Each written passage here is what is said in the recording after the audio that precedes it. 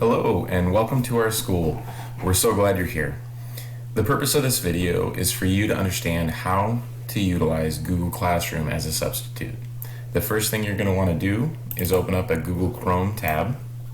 Once the Google Chrome tab is open, you can click on the 9 dots in the upper right corner and then find the icon labeled Classroom.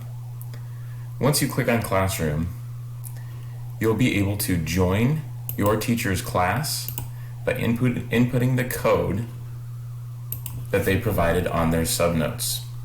Once you've joined that class, you'll see their class populated in your dashboard. For today's purposes, I have a test Google Classroom to show you the ropes on what you need to know to run a successful classroom. Once you're in the classroom, you'll see at the top there's 4 categories: stream, classwork, people, and grades. For the stream, you'll see some of the recent assignments that the teacher has created and or announcements. The classwork is going to be where you spend the majority of your time during the day. As you can see, I have 2 test topics here. These topics will be where teachers will post content for a specific topic related to what they are teaching. Inside each topic, I have a few examples of what you might see.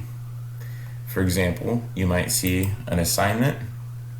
If you want to see some of the details, you would click on View Assignment and then Instructions, and this is where you would see exactly what the students would see and exactly what you might have to explain to students while you're here at the school. Another example that I provided for you is material. So as you can see, this icon looks a little different. What that means is that the material is content that might not be an assignment that students have to turn in, but instead something that they might have to view or look at. And then the last example is a quiz. This might be for a student or students who have to take an online quiz related to content they are learning.